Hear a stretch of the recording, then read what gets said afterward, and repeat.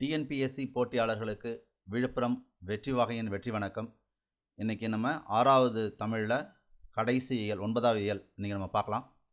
அதில் இன்னுயிர் காப்போம் அப்படின்றத தலைப்பில் ஆசிய ஜோதி கவிமணி எழுதிய ஒரு கவிதை, இதை நம்ம பார்க்கலாம். இப்போ ஆசிய ஜோதி என்பது புத்தரை பற்றிய ஒரு கவிதைப்பா. இதை யார் எழுதுனா அப்படின்னு கேட்டால் கவிமணி.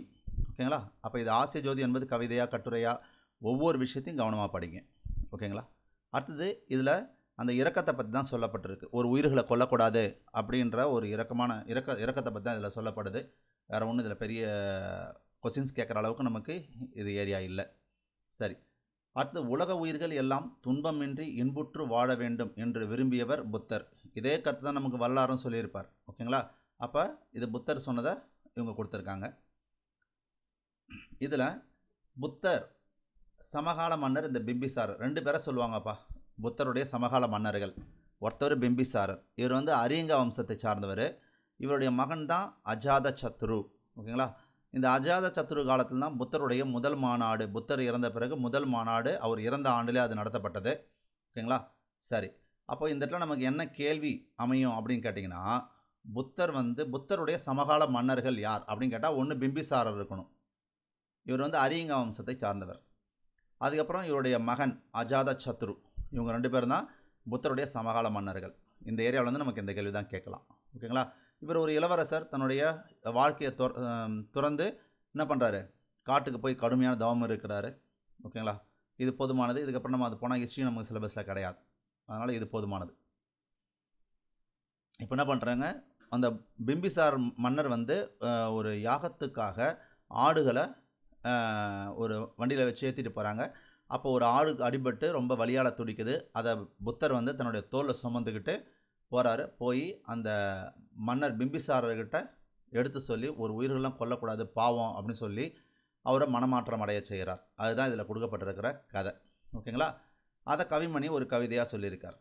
இது இந்த இரக்கத்தை பற்றியான ஒரு கவிதை. இதில் ஒன்றும் பெரிய அளவில் எதுவுமே இல்லை. இது ஒரே தடவை நீங்கள் படித்தாலே கண்டிப்பாக அது என்ன கவிதை, இந்த கவிதை யார் எழுதுன்னு கேட்பாங்க. கவிமணி அப்படின்றது நமக்கு தெரிஞ்சால் போதுமானது. ஒரு தடவை இந்த பாடலை நீங்கள் படித்து பாருங்கள்.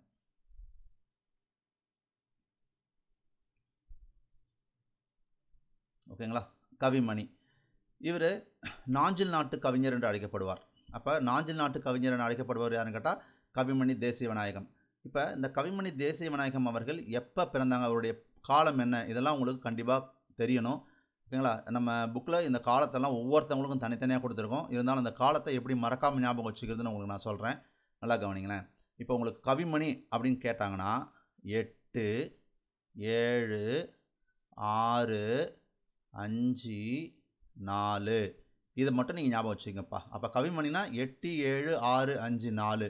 அப்போ பாருங்கள், 1876னா 1954 தானே வரும். அவ்வளோதான். அப்போ நமக்கு ஷார்ட்கட்னது 8 7 6 5 4. இதை 4 தடவை 5 தடவை நீங்கள் சொல்லி பாருங்கள். கவிமனுடைய காலம் உங்களுக்கு மறக்கிறதுக்கு வாய்ப்பே இருக்காது. ஓகேங்களா? ஓகேப்பா. அதுக்கப்புறம் அறிஞ்சொற்பொருள், சொல்லும் பொருளும். இந்த சொல்லும் பொருளும் உதட படிங்க. இதுலேருந்து கொஸ்டின் கேட்கப்பட்டிருக்கு எக்ஸாமில். ஓகேங்களா? ரைட். அந்த பாடலின் பொருள் அப்படியே இருக்கும். அந்த பிம்பிசார் மன்னரை போய் பார்த்தது, அவர் அந்த ஆடுகளை விட்டுடுங்க, உயிர்களை பலி செய்யக்கூடாது, அதெல்லாம் தான் இதில் அப்படியே சும்மா சாதாரணமாக கொடுத்துருப்பாங்க. வேறு ஒன்றும் இருக்காது. அதோட நூல்வெளி, கவிமணி தேசிய விநாயகனார் 20ஆம் நூற்றாண்டில் வாழ்ந்த கவிஞர். ஓகேங்களா? 36 ஆண்டுகள் ஆசிரியர் பணி. சரி, இப்போ கவிமணியை 36 ஆண்டுகள்னு சொல்கிறாங்க. இப்போது நம்ம 2வது இயலோ 3வது இயலோ படித்தோன்னு நினைக்கிறேன். 34 ஆண்டுகள் ஒருத்தர் ஆசிரியர் பணி செய்தார் அப்படின்னு சொல்லிட்டு யாரும் ஞாபகம் வருதா பாருங்கள். தாரா பாரதி. அவர் எத்தனை வருஷம்ப்பா? 34 வருஷம். இதே லெசனில் தான் நம்ம படித்தோம். அப்போது கவிமணி 36 ஆண்டுகள் ஆசிரியர் பணி செய்திருக்காரு. அப்போ தாரா பாரதி 34 ஆண்டுகள் ஆசிரியர் பணியாற்றியிருக்கார். ஓகேங்களா? இது மாதிரி ப்ரீவியஸை நம்மளால் நினச்சி பார்க்க முடியுதா அப்படின்னு நீங்கள் பார்த்துங்க. அப்படி படித்தோம்னா நம்ம கரெக்டாக ஞாபகம் வந்துகிட்டே இருக்கும். படித்ததை மறக்காத அளவுக்கு படிச்சுக்கணும். அதுதான் நம்ம செய்யக்கூடிய. நீங்கள் ஒரு குரூப் 4ல் பாஸ் ஆகணும், வரக்கூடிய எக்ஸாமில் பாஸ் ஆகணும் அப்படின்னா ரிவிஷன் கொடுத்துக்கிட்டே இருக்கணும். ரிவிஷன் தான் மிகப்பெரிய தாரக மந்திரமே. ஓகேங்களா? படிக்கிறது எல்லாரும் படிச்சிருவாங்க.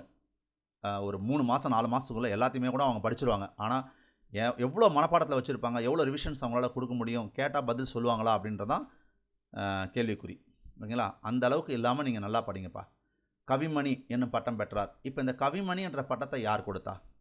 இதெல்லாம் நம்ம புக்கில் தேடி கண்டுபிடிச்சி இதெல்லாம் தேடி தேடி நம்ம புத்தகத்தில் கொடுத்துருக்குறோம். இந்த மாதிரி தொடர்புடைய விஷயங்கள் உங்களுக்கு அந்த புத்தகம், அந்த ஒரு புத்தகம் உங்கள் கையில் இருந்தால் போதும். ஓகேங்களா? 98 மதிப்பெண்கள் கண்டிப்பாக பெற முடியும். ஏன்னா 10 வருஷத்துக்கு கொஸ்டின் பேப்பர் அதை உள்ளே இன்சர்ட் பண்ணியிருக்கிறோம். பழைய புத்தகம், புதிய புத்தகம், அப்புறம் வந்து 11th 12th சிறப்பு தமிழ் எல்லாமே இருக்குப்பா. நீங்கள் புத்தகமே வாங்க வேண்டாம். புது புத்தகம், பழைய புத்தகம், ப்ரீவியஸ் கொஸ்டின் பேப்பர் எதையுமே நீங்கள் தர வேண்டாம். உங்களுடைய முழுமையான நேரத்தை மிச்சப்படுத்தி உங்களை வெற்றியாளராக மாற்றக்கூடிய புத்தகமாக அது இருக்கும். ஓகேங்களா? ஆசிய ஜோதி ஆங்கில மொழியில் எட்வின் அர்னால்ட் என்பவர் எழுதிய லைட் ஆஃப் ஏஷியா எனும் நூலை தழுவி கவிமணி என்ன பண்ணியிருக்காங்க, இதை எழுதியிருக்காங்க. அப்போ எந்த நூலை தழுவி இவர் எழுதினார்னு கேட்டால் எட்வின் அர்னால்டு எழுதிய லைட் ஆஃப் ஏஷியா என்ற நூலை தழுவி தான் எழுதியிருக்கார். இதுதான் ஒரு நூல்வெளி. ஓகேங்களா? பார்த்துக்குங்க. அதுக்கப்புறம் மதிப்பீடு, இதெல்லாம் நம்ம புத்தகத்தில் எல்லாத்தையும் கொடுத்துட்டோம். மதிப்பீடுக்காகலாம் நீங்கள் எதையுமே இது பண்ண வேணாம், எல்லாமே நம்ம கம்ப்ளீட்டாக கொடுத்துருக்குறோம். அடுத்தது மனித நேயம். இதில் ஒரு இல்லாதவங்களுக்கு கொழுத்து மகிழ்தை பற்றி தான் இதில் சொல்லப்படுது. ஈகை அப்படின்ற ஒரு விஷயத்தை, வேறு ஒன்றுமே இதில் இல்லை. எங்கெல்லாம் கொஸ்டின் இருக்கோ அங்கே தேடி படிங்க. எல்லாத்தையும் நம்ம ஒரு தடவை ஆனால் புத்தகத்தை வாசிக்கிறது ரொம்ப நல்லது. எல்லாத்தையுமே நீங்கள் எல்லா புக்கை ஒரு தடவை கண்டிப்பாக வாசிச்சிக்கங்க. ஓகேங்களா? அருள், பொறுமை, பரிவு, நன்றி, உணர்வு, இன்சொல் பேசுதல் போன்றவை தேவை. இதில் எதுவும் நமக்கு எக்ஸாம் பேஸ்டு கொஸ்டின் கிடையாது. அதை விட்டிங்கன்னா இங்கே தான் நமக்கு கேள்வி. இப்போ பாருங்கள், தமக்கென முயலா நோன்றால் பிறர்க்கென முயலனர் உண்மையானே. அப்போ பிறருக்காக வாழக்கூடியவங்க இருக்கிறதுனால தான் இந்த உலகம் இயங்கி கொண்டு இருக்கிறதுன்னு சொல்கிறாங்க. சரி, இதில் என்ன சார் கேள்வி அப்படின்னு கேட்டிங்கன்னா, இந்த வரியை பாடினது யார்? இப்போ நமக்கு இதில் சொல்லிட்டாங்க புறநானூரில் இந்த வரி இருக்குன்னு. அப்போ இந்த வரியை பாடினவர் யார்? கடலுள் மாய்ந்த இளம் பெருவழுதி, அவர் தான் இந்த பாடலை பாடியிருக்கிறார். ஓகேங்களா? அப்போது இந்த மாதிரி இதனோட தொடர்புடைய விஷயங்களை சேர்த்து படிச்சிருங்க. கண்டிப்பாக அவங்களால 98 மார்க் வாங்கிட முடியும். இந்த சின்ன சின்ன விஷயங்களை கரெக்டாக செஞ்சுருங்க. ஓகேங்களா? ரைட். அதுக்கப்புறம் வள்ளலாருடைய ஸ்டோரி கொடுத்துருக்காங்க. அவர் வந்து ஒரு மரத்தில் படுத்து தூங்கிட்டு இருக்கார். அப்போ ஒரு திருடன் வந்து ஒரு கடுக்கனை மட்டும் ஒரு பக்கத்தில் இருக்கிற கடுக்கனை மட்டும் திருடிட்டான். அப்புறம் அவர் தான் கீழே ஒரு கழிச்சு படுத்துருக்கும்போது ஒரு பக்கத்து காது கீழே இருக்குது. அப்போ என்ன பண்ணுறதுன்னும் போது அவர் என்ன பண்ணுறாரு, திரும்பி படுக்கிறார், அவன் வசதியாக திரும்பி போகணுன்றதுக்காக. அப்போது அந்த திருட வந்தவனை கூட என்ன பண்ணுறாரு, இரக்கம் காட்டுறார். அதுதான் இதில் முக்கியமாக சொல்லப்பட்டிருக்கிற செய்தி. பாருங்கள், தங்க கடுக்கன் அவன்கிட்ட அப்புறமேட்டா கொஞ்சம் தூரம் போன பிறகு ரெண்டுத்தையும் அவன் எடுத்துக்கிட்டான் இல்லைங்களா. கொஞ்சம் தூரம் போனோடனே, அப்பா இதை வந்து குறைஞ்ச விலைக்கு வித்துறாத, இது தங்க கடுக்கன் அப்படின்னு சொல்லி அவனுக்கு சொல்கிறார். அப்போது தம் பொருளை திருட வந்தவனை கூட என்ன பண்ணுறாரு, அவர் அன்பு காட்டுறார். அப்போ இதெல்லாம் யாருன்னு கேள்வி கேட்டால் வள்ளலார் அப்படின்னு சொல்லிடலாம். ஓகேங்களா? மக்களின் பசிப்பினியை கண்டு உள்ளம் வாடியவர் வள்ளலார். அதுதான் இதுக்கான கொட்டேஷன். வாடிய பயிரை கண்டபோதெல்லாம் வாடினேன். யார் கூற்றுன்னா வள்ளலார் கூற்று. ஓகேங்களா? அடுத்து பாருங்கள், தம் பெருமுயற்றால் வடலூர் சத்திய தர்மசாலை. அப்போ சத்திய தர்மசாலை எப்போ ஏற்படுத்தப்பட்டது? இதுதான் நம்ம செய்யணும். ஒரு புக்கையும் நீங்கள் படிக்கும் பொழுது, இப்போ நான் உங்களுக்கு எப்படிலாம் சொல்லிட்டு வரணும் அதே மாதிரி படித்து பாருங்கள். நீங்கள் 98 மார்க் கண்டிப்பாக எடுப்பீங்க. இப்போ சத்திய தர்மசாலை எப்போ ஏற்படுத்தப்பட்டது அப்படின்னா 1867 ஏற்படுத்தினாங்கப்பா. 1867. ஓகேங்களா? ஏறக்குறைய 155 ஆண்டுகளாவது அந்த தர்மசாலையை ஏற்படுத்தி. இதெல்லாம் நமக்கு அப்படியே கேள்வியாக கேட்கலாம். சத்திய தர்மசாலை தோற்றுவிக்கப்பட்டு எத்தனை ஆண்டுகள் ஆகிறது அப்படின்னு கேட்பாங்க. உங்களுக்கு ஆண்டுகள் வந்து பக்கத்தில் கொடுக்க மாட்டாங்க. ஒரு 5 வருஷம் டிஃப்ரென்ஸ் இருக்கும். அப்போ 154 இருக்கலாம், இல்லை 155 இருக்கலாம், அந்த மாதிரி உங்களுக்கு இருக்கும். ஓகேங்களா? ரைட். அப்போ நமக்கு 1867 நீங்கள் கவனமாக படிச்சுங்க. என்ன ஊரில்? வடலூர்.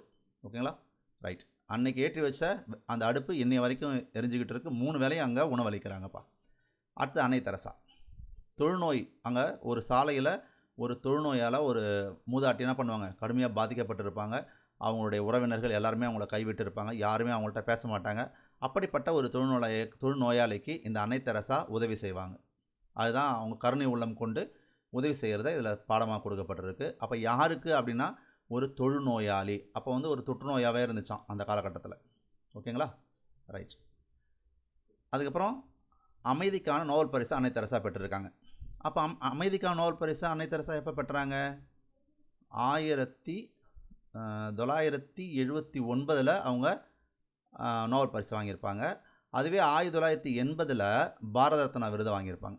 இந்த மாதிரி அப்படியே சிறுக நீங்கள் என்ன பண்ணிக்கலாம், அந்த இயர்ஸ்லாம் அப்படியே கொஞ்சம் கொஞ்சமாக மனப்பாடம் பண்ணிக்கலாம். ஓகேங்களா? அடுத்து யார் கொடுக்குறாங்க பாருங்கள். தெரிந்து தெரிவோம். வாழ்க்கை என்பது நீ சாகும் வரை அல்ல, மற்றவர் மனதில் நீ வாழும் வரை. இந்த கூற்றை கூறியவர் யாருன்னு கேட்பாங்க, அன்னை தெரசா. ஓகேங்களா.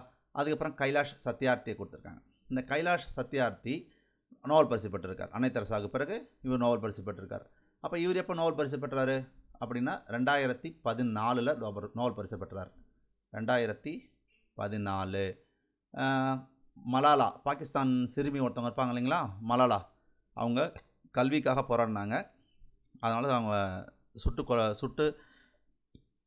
சுடப்பட்டாங்க. ஆனால் இறந்துட்டாங்கன்னு நினச்சி அவங்க தாலிபான்கள் போயிடுவாங்க. அப்புறமேட்டா இவங்க உயிர் காப்பாற்றப்பட்டு இப்போ வாழ்ந்துக்கிட்டு இருக்காங்க. இவங்க எழுதின ஒரு நூல் தான் கரும்பலகை யுத்தம்னு ஒரு நூல் எழுதியிருப்பாங்க. ஓகேங்களா. இந்த கைலாஷ் சத்யார்த்தி அவர்களுக்கும் மலாலாவுக்கும் 2014 நோபல் பரிசு வழங்கப்பட்டது. ஓகேங்களா. ரைட். அதுக்கப்புறம் நமக்கு என்ன கொஸ்டின் இருக்குது, இவர் நடத்தின இயக்கம் குழந்தைகளை பாதுகாப்போம். இந்த மாதிரி ஒன்றையும் நீங்கள் கவனமாக படிச்சிருங்க. சத்யார்த்தி அவர்கள் நடத்திய இயக்கம் எது, குழந்தைகளை பாதுகாப்போம். அவர் 30 ஆண்டுகளில் 103 நாடுகளில் பயணம் செஞ்சு 80,000 கிலோமீட்டர் நடந்து 86,000 குழந்தைகளை மீட்டெடுத்திருப்பார், குழந்தை தொழிலாளர்களை மீட்டெடுத்திருப்பார். அதுதான் இவர் செய்த மிகப்பெரிய சாதனை. ஓகேங்களா. அப்போது எவ்வளோ கிலோமீட்டர் நடந்திருக்காரு, எவ்வளோ 1000 குழந்தைகளை மீட்டிருக்காரு, எத்தனை நாடுகளில் இதை செஞ்சுருக்காரு, ஓகேங்களா, எத்தனை ஆண்டுகள், இதெல்லாம் நமக்கு தெளிவாக தெரியணும். ஓகேங்களா. ரைட். அப்புறம் ஒரு கொட்டேஷன், குழந்தைகளை தொழிலாளர்களாக மாற்றுவது மனிதத்தன்மைக்கு எதிரான குற்றம், உலகத்தை குழந்தைகளின் கண் கொண்டு பாருங்கள், உலகம் அழகானது. இந்த கூற்றை சொன்னது யாருன்னு கேட்பாங்க, கைலாஷ் சத்யார்த்தி. ஓகேங்களா. ரைட். இந்த மதிப்பீடு எல்லாமே நம்ம புத்தகத்தில் தெளிவாக கொடுத்துருக்குறோம். ஒன்று கூட நீங்கள் தேடி நீங்கள் படிக்கணும்னு அவசியம் இல்லை. ஓகேங்களா. ரைட். இந்த ஒரு புக்கு உங்கள் கையில் இருந்தாலே போதும், நீங்கள் ரொம்ப அழகாக உங்களால் படிச்சிட முடியும். ஓகேங்களா. இப்போ பாருங்கள், ப்ரீவியஸ் இயரில் எவ்வளோ கேள்வி கேட்டிருக்காங்க பாருங்கள். இதெல்லாம் நம்ம டிஎன்பிஎஸ்சி, இந்த ஒரு புத்தகம் டிஎன்பிஎஸ்சி இந்த மாதிரி டிஎன்பிஎஸ்சின்னு போட்டிருக்கோம் இல்லைங்களா, அதிலிருந்தே லாஸ்ட் குரூப் 4ல் 55 வினாக்கள் இடம்பெற்றது.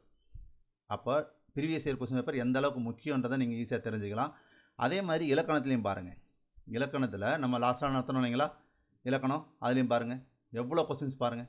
இது எல்லாமே அப்படியே ஒரு இயல் படிக்கிறீங்க, ஒரு இலக்கணம் படிக்கிறீங்க, டக்குன்னு ப்ரீவியஸ் எக்ஸாமில் என்னென்ன கேள்வி கேட்டாங்க, அப்படியே உங்களுக்கு அவ்வளோ தெளிவு கிடச்சிரும். ஓகேங்களா. ஓகே, இந்த கிளாஸ் பிடிச்சிருந்தால் சப்ஸ்கிரைப் பண்ணிக்கோங்க, உங்களோட ஃப்ரெண்ட்ஸுகளுக்கு ஃபார்வர்ட் பண்ணுங்கள், சப்ஸ்கிரைப் பண்ணுங்கள், கமெண்ட் பண்ணுங்கள், லைக் பண்ணுங்கள். ஓகேப்பா, தேங்க்யூ, ஆல் தி பெஸ்ட்.